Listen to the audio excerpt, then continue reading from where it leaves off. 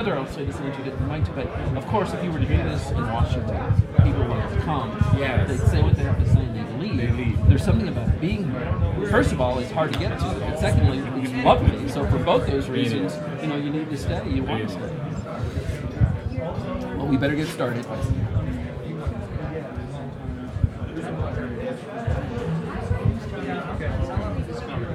We're just waiting for the moderator. Okay. Okay.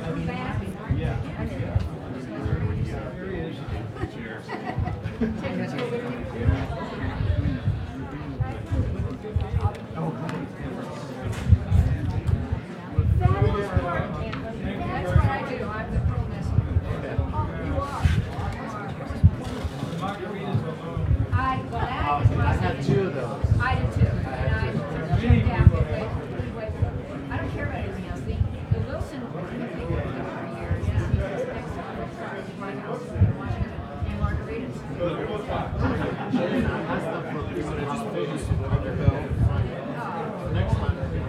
Yeah. They're really good for us. So I certainly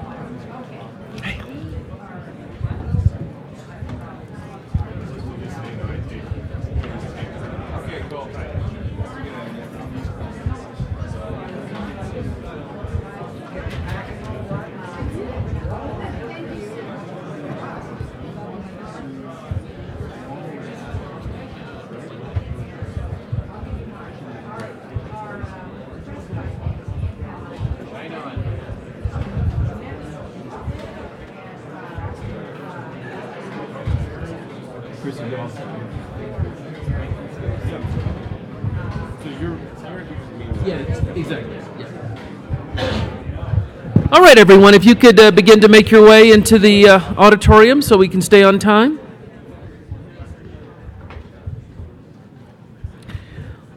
All right.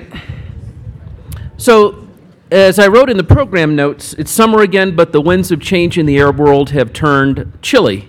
I was thinking primarily when I wrote that about the civil war in Syria a few months ago, and since then, of course, we've seen the turmoil in Egypt and the announcement from Washington yesterday about Israeli-Palestinian peace talks. So there's a lot to talk about on this panel, and we're very pleased to have as our moderator Chris Isham. Chris is the Vice President and Washington Bureau Chief for CBS News. He, prior to joining CBS News, was the Chief of Investigative Projects for ABC News in New York, and he's been recognized with all the awards that are possible to be recognized with in journalism, including Emmys, 2 Columbia DuPont Awards, and a Peabody Award. With that, Chris Isham. Thank you very much, Clark, and I just want to say it's been a great privilege to be a part of this conference over the last few days. It's been many interesting speakers and hitting a lot of interesting topics. Today our topic really is focusing, as Clark mentioned, on the turmoil in the Arab world in particular, and looking at it from both the internal dynamics that are involved in that and also the implications for U.S. security. And we're very privileged today to have a panel that is very deep in experience, and I think we'll find that should shed some light on what I find incredibly confusing and chaotic landscape at the moment. So on my left is Dr. Shibley Telhami. Shibley is the Anwar Sadat Professor for Peace and Development at the University of Maryland in College Park. He's also the author of one novel, and many books. Most recently, The World Through Arab Eyes, Arab Public Opinion and the Reshaping of the Middle East. To his left is Robin Wright, a writer who has reported on and written about the Middle East for many, many years, with an incredibly distinguished record. She's currently a distinguished scholar at the Wilson Center. And her most recent book is Rock the Kasbah, rage and rebellion across the Islamic world. To her left is Ambassador James Jeffrey. Jim is a distinguished diplomat with deep experience in the Middle East. Most recently, his experience was as our ambassador to Iraq, and before that, our ambassador to Turkey. He's also served in multiple positions in the government, in both the State Department and the NSC. And he hails from the great state of Massachusetts, as you'll probably detect from his accent. And to his left is Abderrahim Foukara. He is the bureau chief for Al Jazeera in Washington, D.C. He's been with Al Jazeera since 2002. Before that, he was a reporter for the BBC. And again, someone who has deep experience in the region and knows a lot about it. Let's jump right into it and begin with Shibley. What are we looking at now? It seems that there's been a tectonic shift in the Middle East. After years of stability, you had countries that had existed for more than a quarter of a century under autocratic rule in many cases. And all of a sudden, in the space of 2 years, we've seen 4 governments fall. We've seen other governments under severe challenges. We've seen popular uprisings that we've never seen before in that part of the world. What gave birth to these grassroots rebellions? Well, thanks for asking. Let me just start by saying I have never called the events that are unfolding in the Arab world an Arab Spring. I've either called them the Arab Awakening very early on or the Arab uprisings. So let me just try to give you my interpretation of what's happening, and I'll do it through a question, which is, why was everyone surprised when these uprisings started? I mean, look, there are all of us here, and many, many more people have been watching the Arab world for decades. And frankly, I've been doing public opinion polls there for over a decade. So why were people surprised by what happened? Well, the interesting thing is, no one was surprised by the fact that the Arab people were angry enough to want to change the governments. That was never a surprise. Actually, if you look at all the scholarship on the Middle East over the past decades, the question has never been, when will Arabs be angry enough for the governments? The question is, why haven't they revolted already? So it's not like we suddenly discovered people were angry. People were angry. They have been angry. And they were angry for all kinds of reasons. Of course, nobody likes dictatorship, no matter who tells you otherwise. The economic situation, the political situation, and also foreign policy, by the way. A lot of people dismiss that, but over the past decade, particularly the decade preceding the uprising, a lot of anger with governments over their failure in foreign policy on issues that were humiliating to Arabs. So we knew they were angry. So why were we surprised? Well, here's the reason why we were surprised as scholars, is that we assume that it's not enough to have angry people to have a revolution.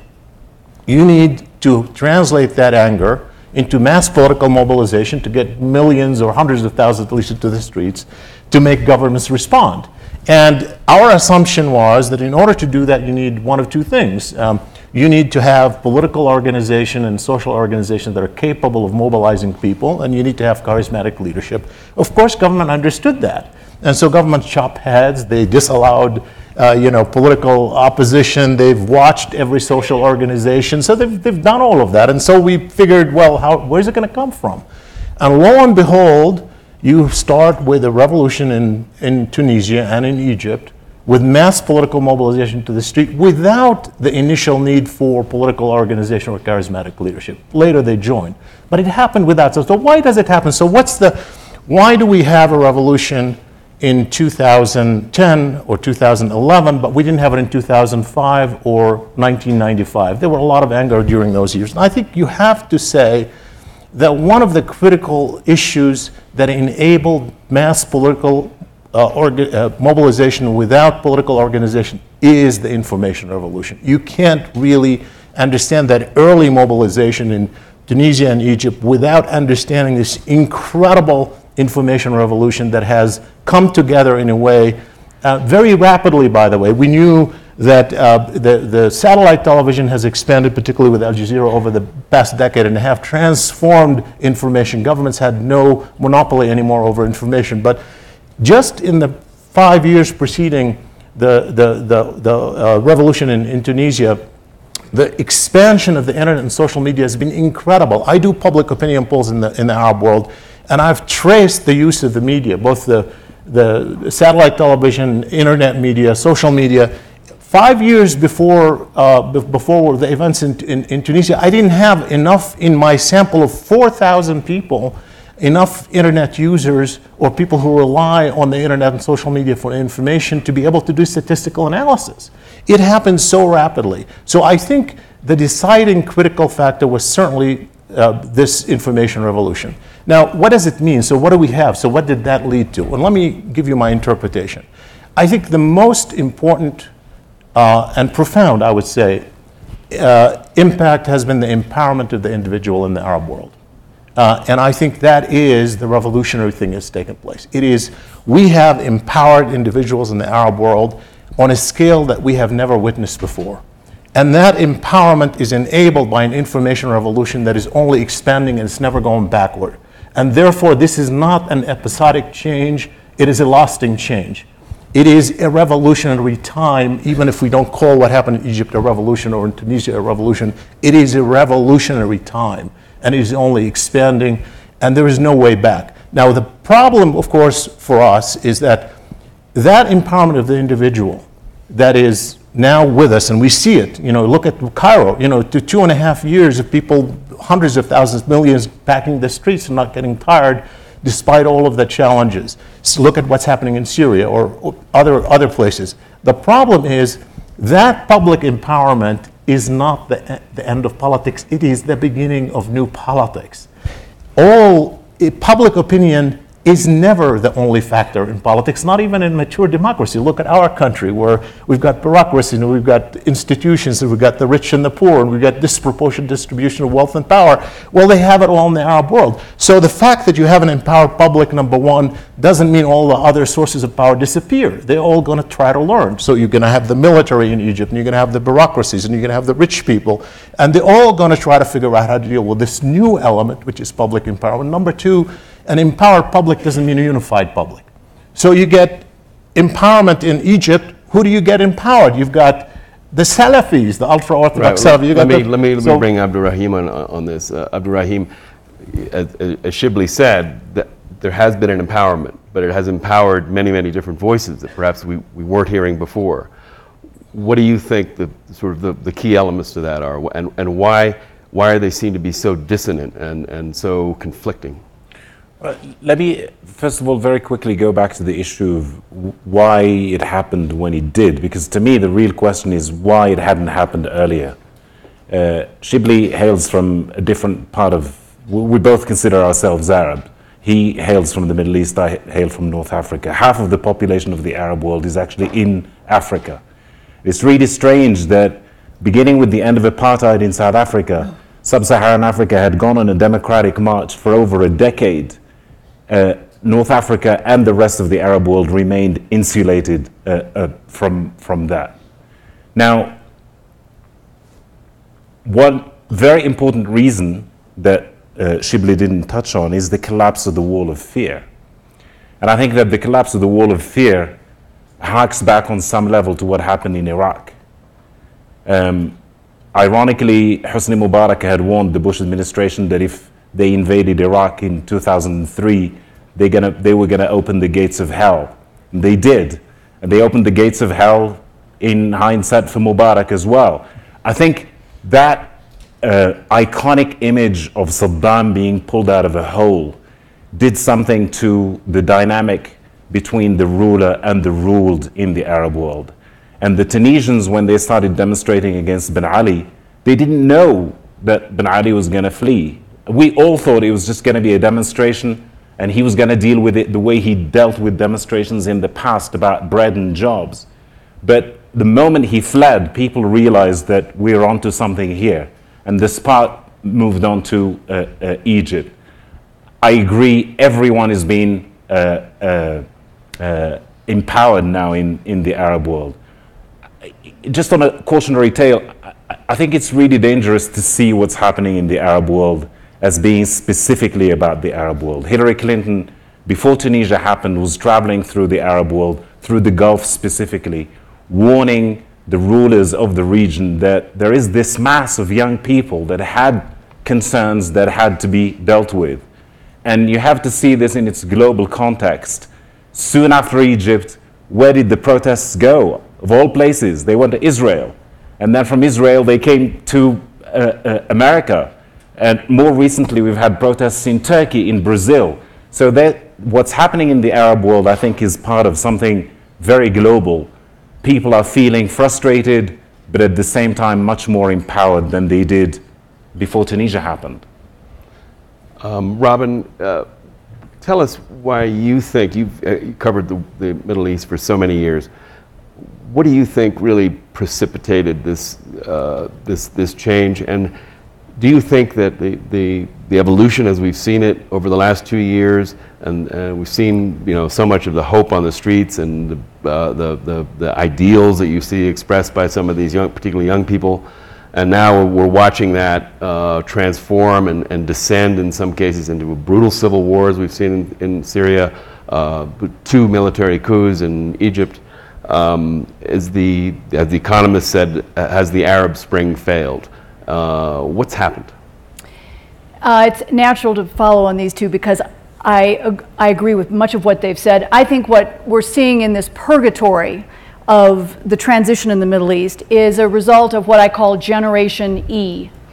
It is educated. It's the first generation in the Middle East that both male and female, the majority of them are educated, they're literate. And as a result, they are empowered, the second E, by the tools of technology, but also by the fact that when Al Jazeera started in the mid-1990s, it was one independent satellite television station in the Middle East that could circumvent state control. Today, there are over 500 Arab satellite television stations, and along the way, that has taught people not just to have access outside the state, it has taught them the idea of diversity. They hear different talk shows, different news shows, different soap operas, different music shows. And so this generation has emerged with an idea of difference about everything, particularly politics. And they have expectations. And of course, because this is a heavy baby boom generation, they have the numbers. But most of all, they feel entitled, the fourth E. And the problem with that is they have a sense of entitlement, but that's only half of democracy. The other half is a sense of responsibility, a sense of the common good. And that's what we're not seeing in the Middle East. And we see this in part because they're young, they're inexperienced, they don't know how to pull together. And so as a result, we see April 6th movement, and the January 25th movement, which were critical in Egypt. Wael Ghonim, we all know as the young Google executive. The young faces, we see it now in Egypt with Tamarud, which organized the petitions that got up to 22 million signatures to challenge President Morsi's rule. They have a lot of energy, dynamism, a sense of it's their time, their moment. They have the right to demand change, but they don't know how to create alternatives. And one of the great problems in this purgatory period is that the only organized opposition are the Islamist groups, as we've seen, and they remain, despite the ouster of President Morsi in Egypt, the largest and the most coherent when it comes to platforms, ideas, alternatives. And because there's no sense of common good, you haven't seen, whether it's you call them the secular or the civic organizations, the parties, come together with a common idea. There's so much of sense of entitlement that ego and ineptitude has defined politics. And so you don't find in Egypt viable alternatives. We've seen the rejection of the Muslim Brotherhood, but who's the alternative? There's no Nelson Mandela. There are no model parties that have emerged. In Syria, the opposition is feckless. We are supporting, unfortunately, I think, a movement that has proven over the past 2.5 years it can't get its act together enough to form either a shadow government as an alternative, as we saw in Libya, where we had an interlocutor for the outside world to deal with, and they can't even form a group to go to Geneva to talk with the Syrian government, or the Syrian government. So one of the great problems is the old order has been rejected, but we don't have a new order yet, a new order defined, new parties that can make this happen, and that's why we're stuck with this terrible period of instability that I suspect will be with us for quite some time. Jim, let me bring you in. Why is this important for the United States? I mean, isn't there perhaps a temptation to sort of say, look, these guys have some stuff they need to sort out. They'll give us a call when you got it squared away. First, Chris, it's good to be back. And as one who spent a lot of time in the Middle East, there's always the temptation just to pack your bags and go home. But I have to argue strongly against that. Forget the pivot. Forget energy independence. We are terribly dependent and linked to the Middle East. It is crucial to the security of the American people and of a global peace and progress. Just the impact of it on world oil markets, which will affect us regardless of how little or much we import, because it's a single price around the world. Our partners who we trade with are dependent upon oil from the Middle East. It's the communications and transportation center of the world. You have huge problems of terrorism and non-proliferation that we've discussed and we'll discuss more here about. And many of our key allies, Israel and partners, Israel, Turkey, a NATO partner, Saudi Arabia, to name but a few, are in that area and in many ways are dependent upon us. So the first point is this region, whatever happens to it, is really important to us and we have to play a key role. Secondly, how have we dealt with it? We talked about a moment ago with my colleagues how everything has shifted. How was it in the past? As someone who dealt with it in the past, it looked messy and complicated because it was, but we sort of knew what we were doing. Simultaneously, as around the world, we were trying to do two things. One, be the regional 911, dealing with wannabe hegemons, insecurity, wars, trying to mediate disputes, and push things forward in the right direction. At the same time, we were transformational power, trying to get the world to move in the direction of democracy, human rights, many of the things that, as you mentioned, Abderrahim, are now succeeding in Africa, and before it succeeded in Central America and Eastern Europe. And meanwhile, we were putting out fires in the Balkans, in Central America and such with this 911 role. We were doing both in the Middle East, and we sort of knew what we were doing because of the difficulties of democracy and the fact that the American mark doesn't carry as well there as in other places. We basically had to focus on the instabilities of the region and the immediate 911s. But we knew how to do that. As John McLaughlin pointed out 2 days ago, it was a predictable, dysfunctional, insecure region. Now it's no longer predictable. And Mike Hayden was talking about how we pick up the phone and call the usual suspects, and that's how literally we dealt with things in the Bush administration and in the Obama administration. We knew the 20 or 30 characters you'd have to get together to get a UN resolution drafted, to get permission to move an aircraft carrier, the usual actions, and the usual suspects would usually agree. At the end of the day, we would have the crisis kind of under control.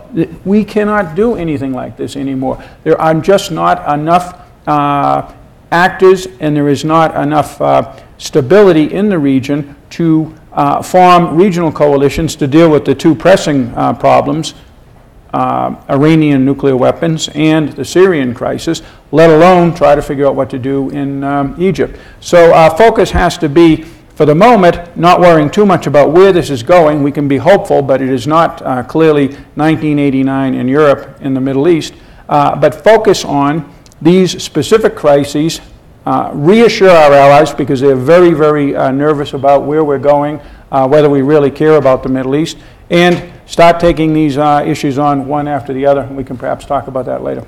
Yeah, I thought it was interesting. The intelligence panel the other day concluded that the key future national threats to our national security would include the erosion of national state borders and ungoverned spaces. So in a way, this part of the world is ground zero for both of those threats, and specifically the inflow of foreign fighters into Syria. So let's try to drill down a little bit on some specific countries. We've talked a little bit about Egypt. Shibley, where do you see? Well, let me first of all ask you, why did Morsi fail? It's a really good question, because I think a lot of people say, you know, it was the economy and he failed, and it was the economy partly. Obviously, Egypt is only the Brotherhood didn't recognize that the economy was failing. And by the way, Morsi until the last day kept saying, this is made up. You know, the media is just telling you things are bad, but they really aren't as bad as they say. And in any case, those things that are bad are really part of the old regime fulul who are trying to make it bad. So So the economy, there's no question, was a mobilizer, but I think it wasn't just the economy. I think it was bigger than the economy. I think at the end, it was the not understanding that in the end, Egyptians don't want domination. That the fact that he won, by the way, with not necessarily a sweeping majority, because you look at the first 20 presidential elections, fewer than half of the people voted. He only got 25%. Ultimately, he won against one of Mubarak's men with barely, a margin. There were only about 50% of the people who voted. So it was really not a huge majority. But I think they misunderstood where the public was. And I think they scared the public. In fact, their initial instinct, the brothers' initial instinct was the right one, which is we shouldn't scare the people into thinking that we're going to dominate them. That's why in the first place, they didn't want to run a presidential candidate of their own. They thought, we'll dominate in parliament. They even flirted with Muhammad al-Baradi as their candidate for presidency, meaning supported him from afar and not, just to give space. They also understood that any first president is likely to fail initially, and therefore let somebody else take the fall and we will be there. But when they won more than they thought in the parliament, and together with the Salafis, they had a majority, and things were moving in a different direction, they really thought that they can have more power. And their first mistake was to put forth a presidential candidate. In fact, in my poll in May 2000, just before the presidential election in Egypt, I found that the majority of Egyptians thought that the Brotherhood made a mistake by fielding their own presidential candidate, majority. Also, they misunderstand where Egyptians are on the Sharia law. I think in the poll in May that I did, it's right that when you ask people in Egypt, do you want the constitution to be based on Sharia law, you have an overwhelming majority saying yes. Egyptians, say that. It's sort of almost never. But then when you ask them, do you want Sharia law to be interpreted literally or to accommodate modern time, the overwhelming majority say the latter. And so Muhammad Hassan Haikal, the Egyptian pan-Arab intellectual, put it this way. He said, just recently after the overthrow of Morsi, he said, we have proven that Egypt is a civil, which is the Egyptian word for secular, nation that loves religion. So they love religion. Religion is an important part of life, but they don't want to dominate. So if you look at the series of mistakes that Morsi had, beginning with that, then chopping off the head of the military, figuratively speaking, Tantawi, and then moving, certainly the constitutional declaration right after he mediated effectively the Gaza war, they gave the impression that all the fears that people had, that once you give them a little bit, they're going to take the whole thing. So I think in the end, it was the fear that they're reshaping Egypt in their own image. Now, of course, they had opposition who wanted them to fail. There is the counter-revolutionaries. They're the old Mubarak people. There's the military. He didn't like them in the first place. And Sisi was probably looking for an opportunity. It's naive to think that those people wouldn't be there. What the Brotherhood found... The critics say that Muslim Brotherhood reverted to form, that basically Islamists are incapable of being Democrats, that the two are fundamentally incompatible. Well, I think whether they're capable of or not, they certainly gave the impression that they're not. And to be fair, it was a mixed picture. I mean, you have to look at the way they dealt, for example, with demonstrations. They allowed them, and they didn't use a lot of force, and they allowed people to go into the street. But I think institutionally, they were certainly focused on the big ticket items. The Constitution, which ultimately is really the most important thing, and obviously, people feared that once they get the opportunity, they're going to revamp, they're going to change all the people, including the military rulers, and put their own people in there. So I think they scared people. And frankly, they also they discovered very, very clearly, and that was obvious. I went there and met with them, and I met with Morsi's top aide, Isam al-Haddad. It was very, very obvious they're scrambling to find people who are experts. They've been underground for 80 years. They don't have people, and they didn't trust all the other people because they consider them part of the old regime. And I said to him, when he said, we have all this support in the public, I said, you don't have Cairo, because Cairo didn't even vote for the Constitution. He said, Cairo is not Egypt. I said, yes, Cairo is the heart of Egypt. You can win an election without Cairo, but you cannot govern without Cairo, because those are people who have the skills, and if you don't win them, you're going to fail. So I think it was multifaceted. And people certainly didn't give him enough an opportunity, but I think it was the fear ultimately of domination even more than the economy that really brought about their downfall. Right. Abderrahim, the Muslim Brotherhood is still there. They still have a lot of support in the Egyptian society, 25% by some counts. They're not going away.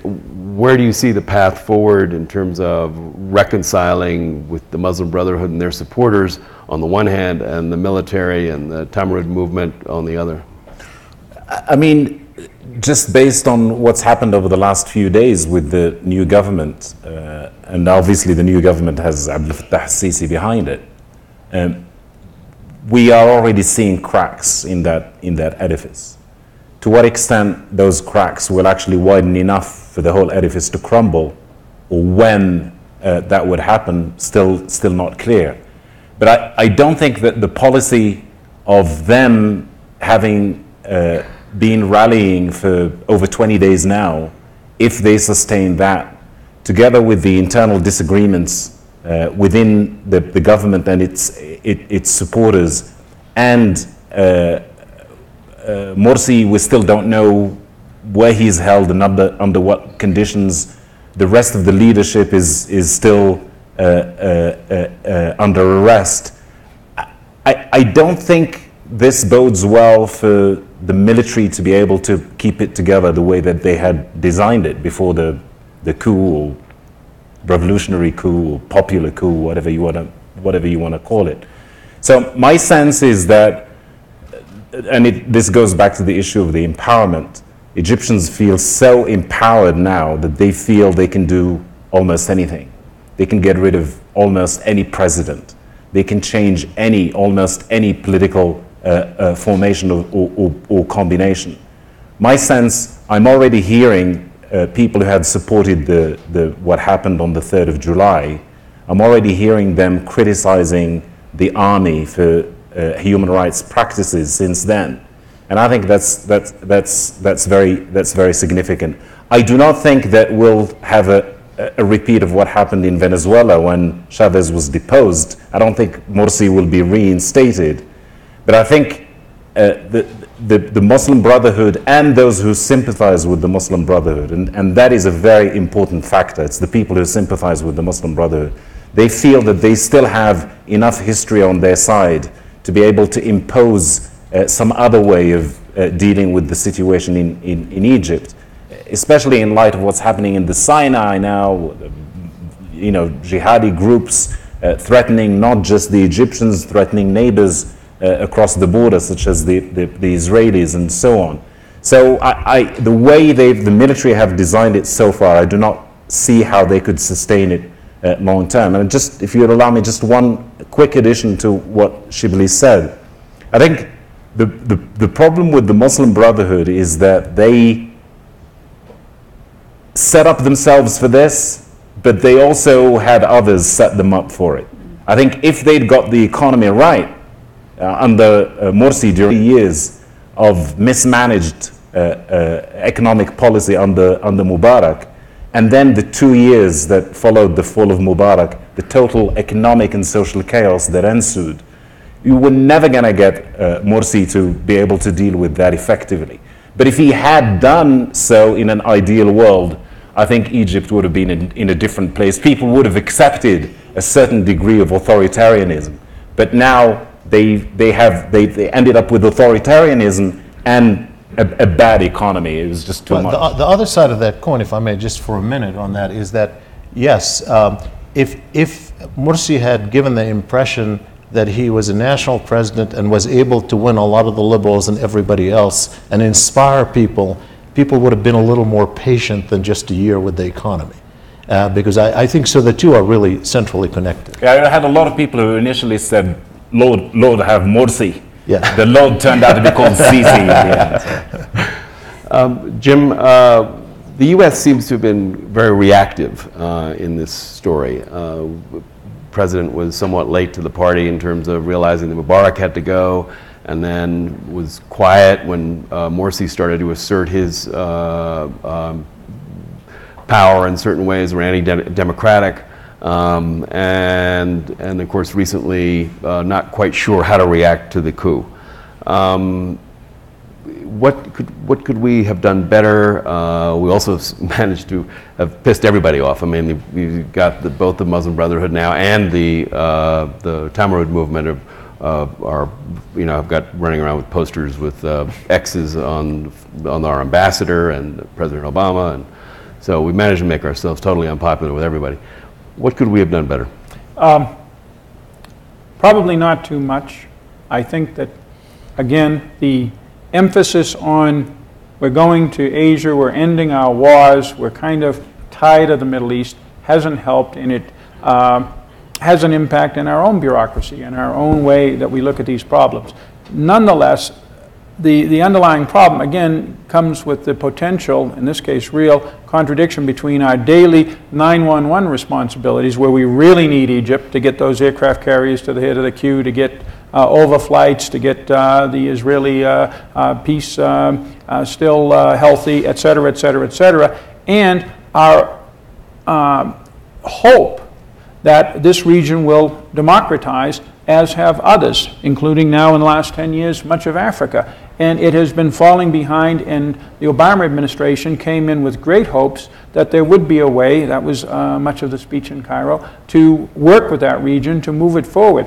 The region perhaps is lurching forward. Authoritarian societies without large middle classes have a difficult time under using democratic rule. That's what we've learned in Iraq. That's what we can see even in Turkey, a much more sophisticated country to the north. But there's still democracies, and there is some hope. But there is a constant ambiguity, a contradiction between what we need on a given day from a government, whoever's in power, and how we can nudge that country forward with whatever little power we have. And that's the final thing. Even if we were showing more attention and we're more enthusiastic about the Middle East, there's only so much we can do in a situation like this. And to some degree, we have to keep our powder dry and wait for events to continue. Robin, you want to jump in? Well, I want to take a slightly contrarian point of view. I think we ought to step back a little bit and think about, is a military coup, or what's happened, the coup-volution, as some of you have dubbed it, in American interests. And I think short-term, a lot of people were happy to see President Morsi go. They were concerned about the Muslim Brotherhood and the general trend in the region. But I'm not sure that for the long-term U.S. interests, or for long-term Middle East interests, that ousting the first democratically elected president in 5,000 years of Egyptian history was in long-term interest of anybody. That today you have basically the return of the Mubarak regime in all but name. 11 of the 34 cabinet ministers are from the Mubarak era. And that would be okay if you had an inclusion of all the different parties that have emerged in Egypt, but you haven't. It's been an increasingly exclusive new transition government rather than inclusive. And what the military has done in terms of banning some of the media, arresting politicians, and there's some stories about some of those who were arrested for the pro-Morsi protests and who've been released from jail, and the stories of what happened to them in prison. That there are just, gross human rights violations. During President Morsi's rule, no one died, and 92 have died so far since the military takeover. This was a guy who was in power for a year. In the first 5 months, everyone thought he actually done pretty well, that he had negotiated a truce between Israel and Hamas. He'd flooded the Hamas tunnels into Gaza to stop some of the arms flow. He'd pushed back against the Salafis in allowing, on the issue of an IMF loan because of the issue of usury, that it was the last 7 months where he really blew it big time, and where he said that he was above the courts. Now, he did that, again, just to put context on this, because the judiciary, appointed by Mubarak, had dissolved the first democratically elected parliament in Egypt. And this whole fear factor that was so deep, he feared the deep state was trying to come back, and to a certain degree, it may have been. The New York Times did a wonderful story last week about how all the electricity shortages, the blackouts, how the long lines for gasoline, which people would start lining up at 2 o'clock in the morning and wait 8 hours. People couldn't take their kids to school because they couldn't get petrol. That all of this with the coup just disappeared. And you wonder to what degree was there a little bit of manipulation of the situation so it looked like the Brotherhood couldn't deal with the economy. Now, I'm not defending the Brotherhood. I think that they made colossal mistakes. Morsi did himself in, there's no question. But I also think we have to look back and kind of step back and say, is this the right course of action for Egypt, for anyone's interests? And I have serious doubts that, and I have the fear that when it comes to U.S. policy, that we are going back to that old formula that opts for stability over democracy, when it is democracy that is in our long-term interest. I have a quick question, which is, as Robin is implying here, this coup, the return of the deep state, in effect, and the sort of the turning the clock back to the military. And secondly, should the United States be more explicit about what happened, i.e., let's call a spade, and say that it was a coup rather than fudging around, and be more outspoken about some of the activities that are being undertaken by the military, such as detaining the leadership of the Brotherhood without trial, and sort of quickly, if we could kind of hit that, because I want to move on to Syria. Sure. And we're moving. Well, first of all, so on the deep state, sure. I think there are a lot of the old Mubarak people were just waiting for a moment, and many in the military don't have democratic instinct, and they see this as an opportunity to assert themselves. I have no doubt about that. My hope is not tied to what the military intends to do or what these other groups intend to do, but rather that the public empowerment of those millions of people that have packed the streets over 2.5 years will continue to pack the streets, wouldn't allow them to get away with it. And this is really the main thing, is they wouldn't let them get away with it. We're going to have a process. Authoritarianism will be challenged, whether it's from left or right, from the military or religious or secular, it will be challenged. That's the era we're in. But yes, there are people who want to bring it back. Now, with America's role, I have a little bit different take on this. One take is that it's not about America in the first place, and our ability to change what's happening in Egypt is minimal. Whether we cut off aid or don't cut off aid and all of this stuff, I don't think it's to change the outcome in Egypt. The bottom line is, when you are an American foreign policy, don't make this about America, first and foremost. Step back. And secondly, work with the results and make it to suit your interest. You just have to adapt. It's an adaptation thing, particularly with things that you can't control. And third, yes, we're being criticized from left and right in Syria and in Egypt and everywhere else. And you know what? It's not because what we're doing in the short term. That's nonsense. It is the deep mistrust of American intentions. Even if we did something for the right thing, like humanitarianism in Syria, people are going to say this is American imperialism the next morning. Because the distrust of America is not built on what America is doing versus Morsi and everybody else, but it's on the big ticket items. We've done polling on this. The overwhelming majority of Arabs think that what drives American foreign policy is not democracy, it is helping Israel and protecting oil. That is it. And so from my point of view, the big ticket items that affect Arab notions of America are not what America does in the short term. And that's why I think don't try too hard. You're not going to be able to change it. It's not in your hand. These are unfolding revolutionary events. Work with them. Chris, if I may, in 15 seconds, just to go back to the issue of having 11 ministers in the new government from the old regime. I think it's going to be very difficult to roll back the deep, profound changes that have happened since 2 years ago. Even if you were able to bring back the Democratic National Party through which Mubarak ruled Egypt, you will not be able to do that. But the risk of the survival of the old regime in one way or another is not that it will be able to control Egypt again. The risk is that it will heighten the possibility of Egypt descending into chaos, which ties into what's happening in Syria. There are a lot of Egyptians who would just not stand for a comeback of the old regime. They will resist it. And therefore, the kind of friction that it would create would add oil to the already existing flame that is reminiscent of civil war, as much as the Egyptians reject that idea. That's a good segue. Let's move on to Syria quickly. We've seen in 2 years what started as peaceful protests in the south in Daraa evolve into a vicious civil war pitting the Assad regime and its Alawite minority on one side, supported by Hezbollah, Lebanese militia, and Iran, and then versus on the other side a diverse and scattered and, as you said, somewhat feckless opposition, but an opposition that has shown, I think, quite a bit of bravery on the battlefield up against the extraordinary weapons of the state that have been deployed, including air assets and missiles and artillery.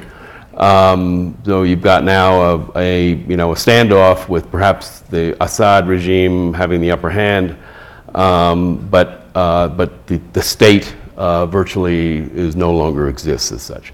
So how did the again, something that began with quite a bit of hope and promise devolve into what is essentially almost a warlordish type sectarian war, Abderrahim? Well, I mean, when things first started in Syria, obviously they started peacefully. And Bashar back then said that Syria is not Libya. All the dictators have been saying, my country is not the same. But I think in that specific case, he was right. Syria is not Libya. The geographical location of Syria is very different from the geographical location of Libya. And therefore, it was much easier for the conflict in Syria to be internationalized. And once the conflict got internationalized, the US got involved, the Gulf states got involved, Russia got involved, Iran got involved, and obviously Hezbollah got involved. And I think I'll say very briefly about that, what I said about Egypt. The likelihood that Bashar al-Assad would be able to ascertain and reassert his rule over all of Syria, I think that's pretty much down to zero possibility.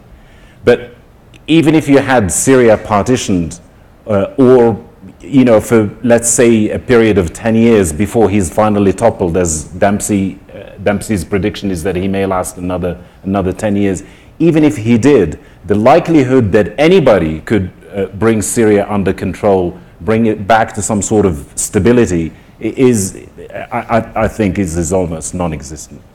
Yeah, Jim, sorry. Very quickly, the one analogy with Syria is not Egypt or Tunisia, it's Bahrain. Because there, in both countries, you have sectarian and religious divisions that work in a different dynamic than an uprising in a relatively homogeneous country like Tunisia or, to some degree, Egypt. And secondly, I disagree. I don't think that the most likely outcome now is continued chaos. I think a Libya moment is gone, and I think that increasingly we're going to have Assad regaining control over the key elements in the west of the country with the help of Iran, Hezbollah, and Russia, and that is going to be a very, very worrisome game changer in the whole region if we don't do something about it. Robin? Well, look, Syria is the strategic center of the Middle East in the same way that Egypt is the political heart of the region. And the tragedy of Syria is that it has devolved into a multi-layered conflict in which you have not just Assad, anti-Assad, but it has become this proxy war it's created a new Cold War environment with an axis of Iran, China, and Russia against the West. But it more deeply has devolved also into a sectarian conflict where it's Shiite Sunni, where you have ethnic dimension with the Kurds and the Arabs. And the real question now is, as you alluded to, is whether Syria holds together and what impact that has on the region. And this is where we're not thinking big enough when it comes to Syria. I think when the issue of Iraq and whether it could hold together or would fall into its three parts, that I never was one of those who believed that it would fall apart, because I thought there was a sense of Iraqi identity and there was a sense of whether it was the economic goods that came out of holding together. But now I think the centrifugal forces unleashed in Syria may well not only undo Syria, but also undo Iraq, and kind of has the potential anyway to redraw some of the basic borders that were outlined a century ago, rather artificially, often in contradiction to whether it was tribal lines or... Well, that's a pretty stunning scenario. What you're talking about is the collapse of really the post-World War I order. Absolutely. And the total erosion of state borders. Jim, do you agree with that? I mean, having served in Iraq, do you think that's possible that you... I worried about that more 6 months ago than I do now. I think that Iraq is holding together a bit better than I would have thought 6 months ago. But I think that Robin is absolutely correct that we cannot predict at this point. That gets back to unpredictability. This is one possible scenario. A little, maybe it's only 30% now rather than 40% 6 months ago, but it's a serious 30%. And the longer it goes on, the greater the dangers, and the rippling effect on not just, whether eastern Iraq and western Syria, where the border is already disappearing, become one kind of Sunnistan, and then you get Iraq breaking into pieces, but the impact on Lebanon and potentially the rippling effect on elsewhere. I can see a scenario where Syria is 10 years from now divided into 4 different pieces, and even Saudi Arabia begins to be challenged on some really basic lines in 5, the emergence of 5 different entities, that there are a lot of things we're just not thinking about. We're all kind of so caught up in this moment. Where do we stand? How's the Syrian opposition doing? How's Assad doing? That we're not thinking about the bigger long-term costs of a conflict that's now gone on 2.5 years. Right. Well, I think on that cheery note, we should open it up. So, you have Jane over there. We have, sorry? You have Jane with her hand. Oh. What, did you pay him? Not yet. So, excellent panel. I have really 2 questions. Number one, there was no discussion of John Kerry's, in my view, heroic efforts to restart the peace process. And my question is, unlike many of the cynics out there, I'm personally optimistic, but do you think if he gets anywhere with this, especially Shibley, that this could be a game changer in how the U.S. is viewed? Then we would not be only about, I'm not saying this is fair, Israel and oil, but we would be about seriously helping to create a Palestinian state. That's one. And the second thing is that Robin wrote a very good online book for the Wilson Center called The Islamists Are Coming. In light of the developments in Egypt, should she write the sequel, The Islamists Are Going, in terms of the effectiveness of Islamist political parties? Thanks, Jim, for that question. Let me start by saying, first of all, that the Arab-Israeli conflict obviously is not the source of the problems in the Middle East. Whether you have peace or not, it's not going to change the outcome in Egypt or in Syria or in Tunisia. We have to understand that up front. That isn't the source of the problems in the Middle East. That's number one. But it is the prism through which most Arabs see the United States and much of the world. I call it the prism of pain through which Arabs view the world.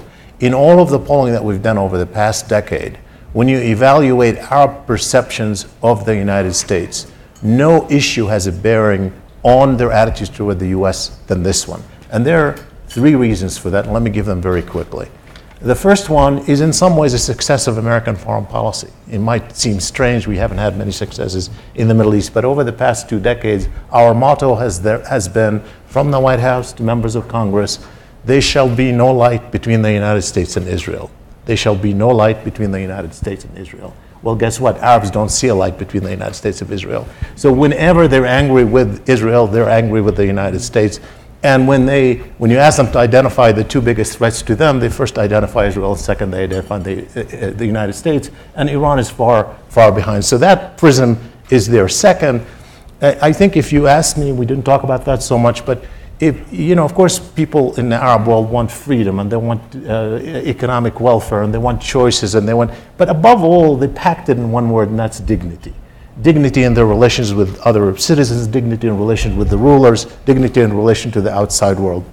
There is no issue that is more built into their notion of identity for the past century than this one, where the Palestine issue represents the antithesis of dignity in Arab public perception, and we see that.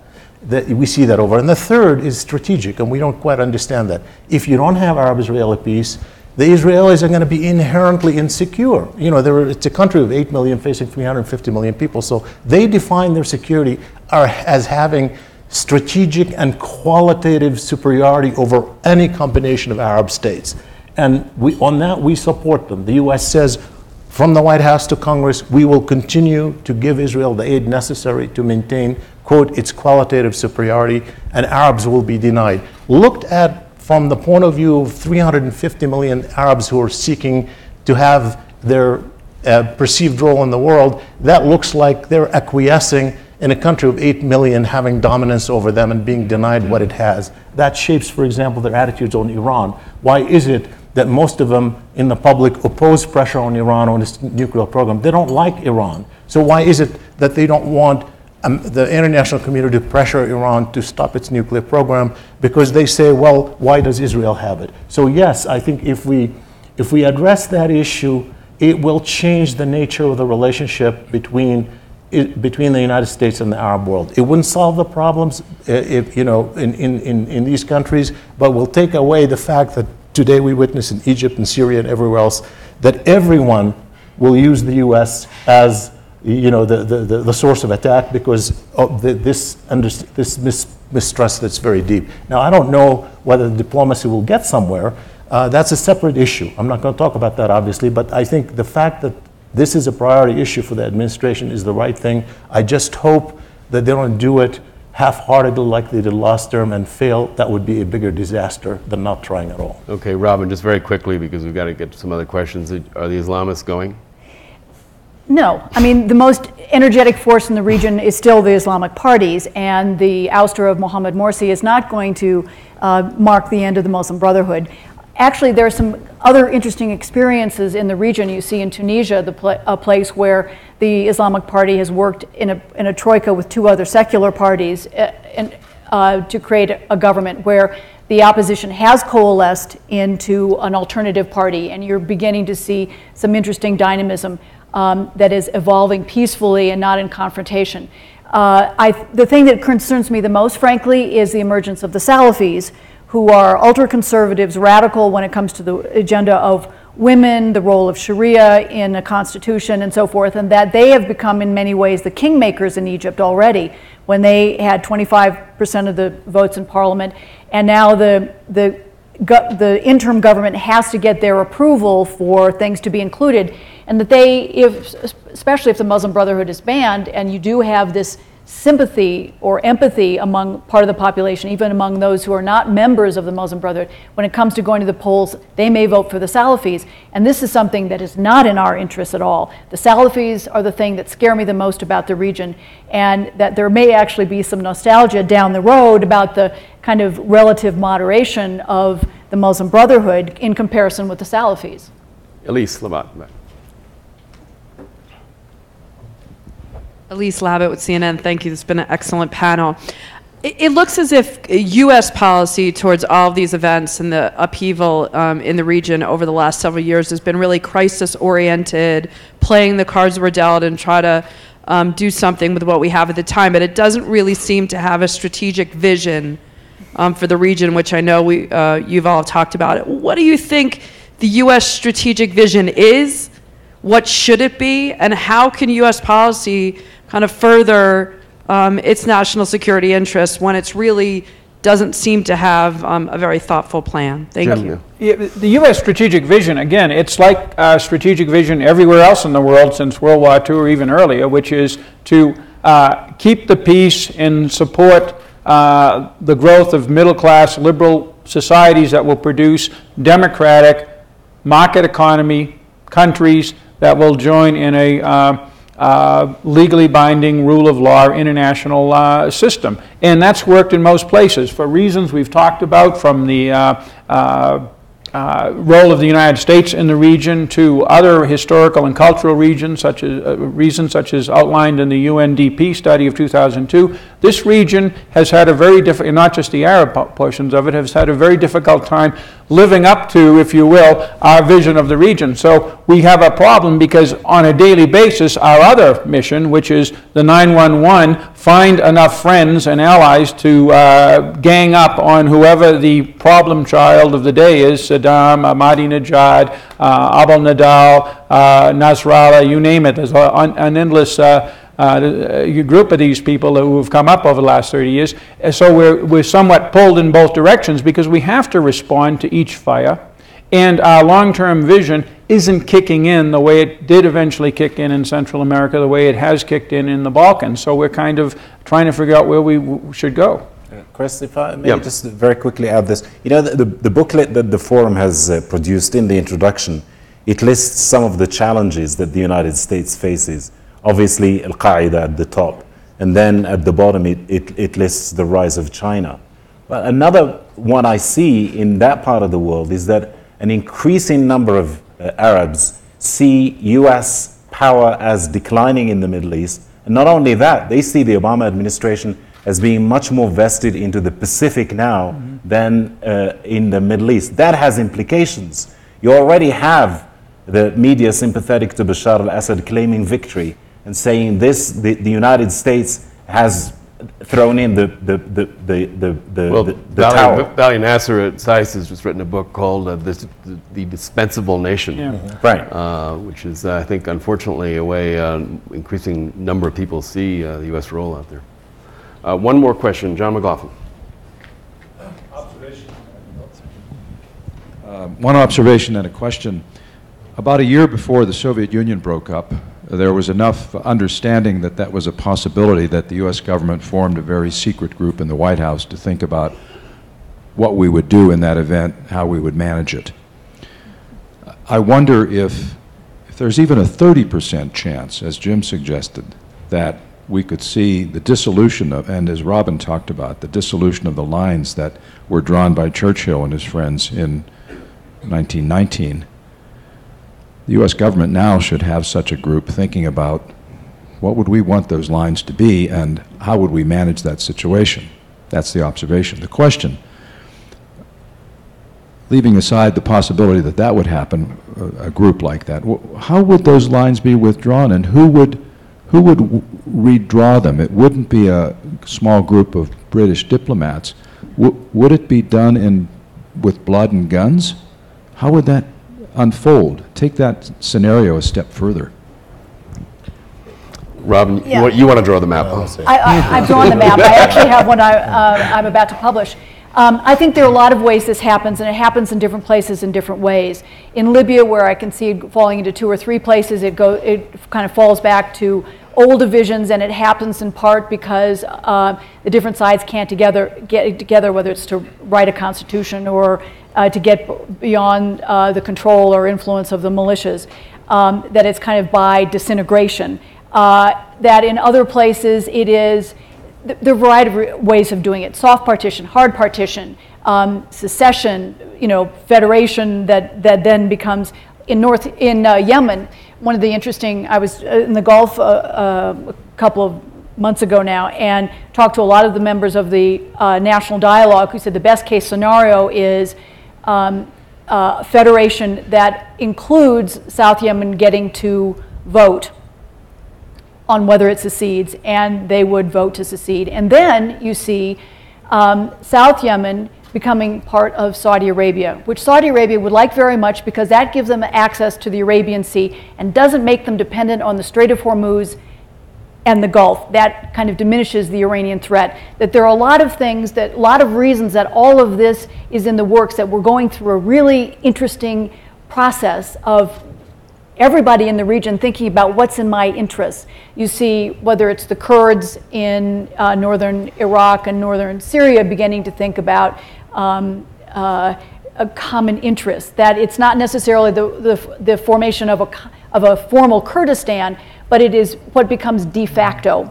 And that this is a process that kind of doesn't have a moment where Mr. Sykes and Mr. Pico get together and draw lines in the map, that this is a process that's very messy and plays out in lots of different ways.